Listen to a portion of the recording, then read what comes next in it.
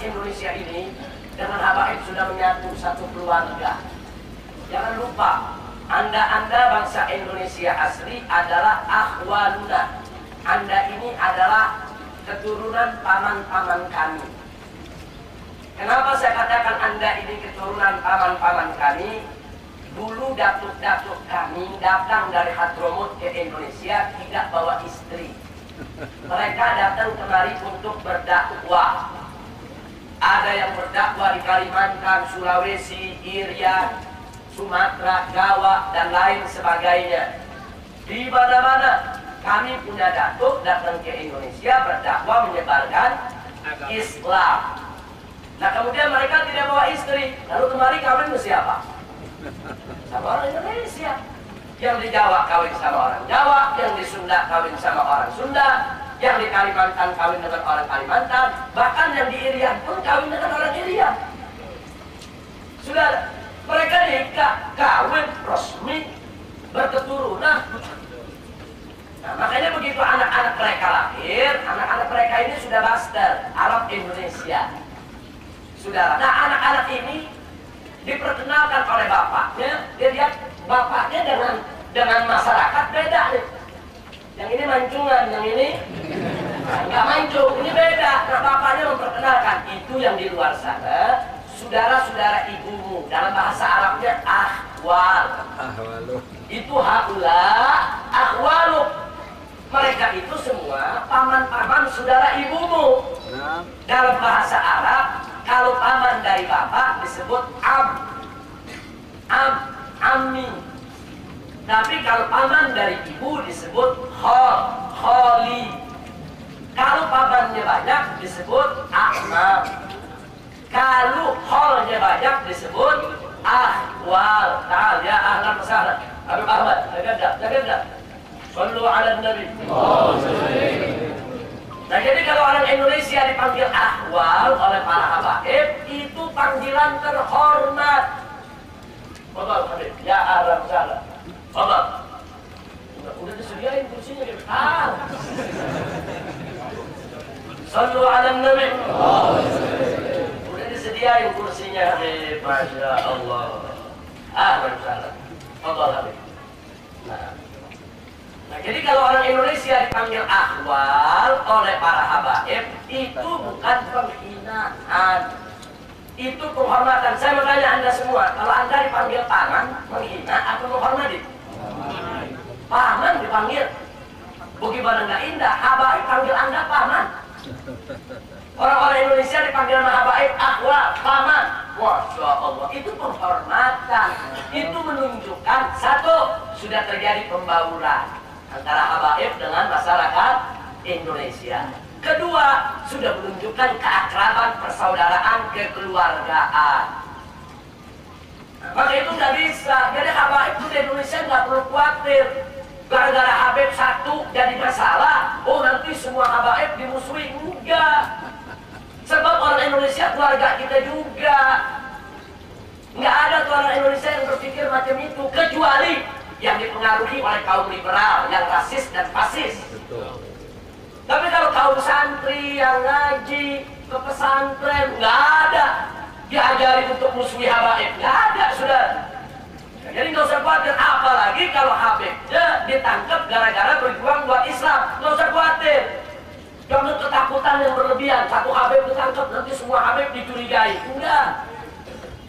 Tapi betul itu pernah terjadi di zaman Belanda. Betul. Makanya di zaman Belanda ada kampung Arab. Kenapa ada kampung Arab? Itu Belanda yang buat. Arab-Arab yang dianggap ekstrem dikumpulin. Satu kampung diawasi. Diangkat satu kapten Arab untuk mengawasi. Kenapa? Supaya gerak-geriknya itu terkontrol. Sebab bangsa Arab waktu hidup di Indonesia dicap oleh Belanda sebagai pemberontak provokator yang suka dorong-dorong bangsa Indonesia untuk melawan Belanda. Makanya mereka di kota-kota. Nah karena itu sebagian bangsa Arab yang nggak mau dimasukkan dalam kampung-kampung Arab ganti nama. Ada yang ganti nama jadi Raden Singodinegoro. yang ganti nama jadi Diponegoro dan lain sebagainya. Kenapa? Untuk menghindarkan diri jangan sampai mereka dikotakan.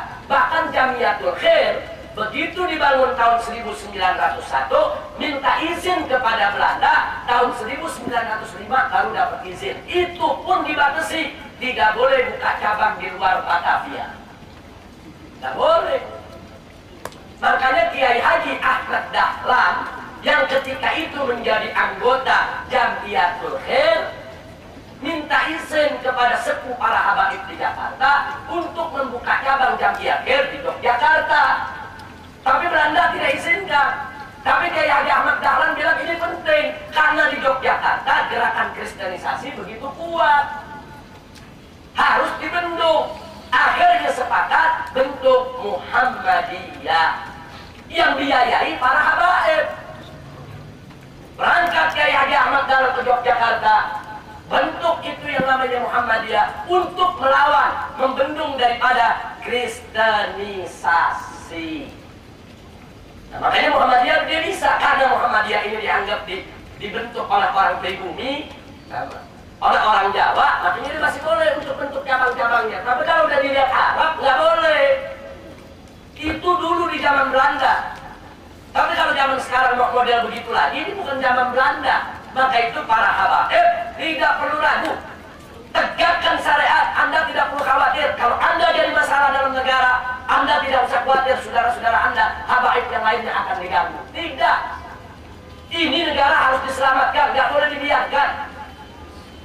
Nah, ini yang ingin saya sampaikan. Jadi saya ingatkan sekali lagi kepada para habaib, kita di Indonesia bukan numpang. Kita di Indonesia ini bukan pendatang, bukan. Kita ini penduduk pribumi Indonesia. Kita lahir di negeri ini negeri kita. Kalau kita anggap Indonesia ini kita numpang, namanya orang numpang, malas ngebetulin, saudara. Kita nggak kontrak di sini, tidak. Loh, nenek-nenek kita orang Indonesia kok, kontrak dari mana? Ini negeri kita, habaib mesti ikut berperan. Perbaiki ini negeri kita. Orang kakek-kakek kita ikut berjuang, ikut angkat senjata lawan Belanda kok. Jangankan cerita kakek-kakek, saya punya bapak aja diseret oleh Belanda. Ditangkap, dimasukkan ke Kalimalang sana, mau dihukum mati. Malam akhirnya terjadi pemberontakan di penjara bersama dengan pasukan daripada Kiai Haji Nur Ali, berhasil meloloskan diri, jebol itu penjara, keluar lolos, kemudian dirawat oleh orang Bekasi. Jadi kita belum cerita yang kakek-kakeknya lagi, saudara. Nah, jadi ini saya mau ingatkan bahwa habaib dengan bangsa Indonesia sudah satu keluarga, sudah satu masyarakat. Oke, jadi anda kalau ada disebut oleh habaib akhwal, jangan tersinggung. Itu ucapan penghormatan. Anda disebut paman, luar biasa. Jadi jangan mau diadu domba. Nah, mudah-mudahan Allah memberkahi kita semua. Nah, jadi saya minta semua yang ada tolong didoakan agar perjuangan ini diberkahi oleh Allah. Dan mudah-mudahan Allah berikan kemenangan.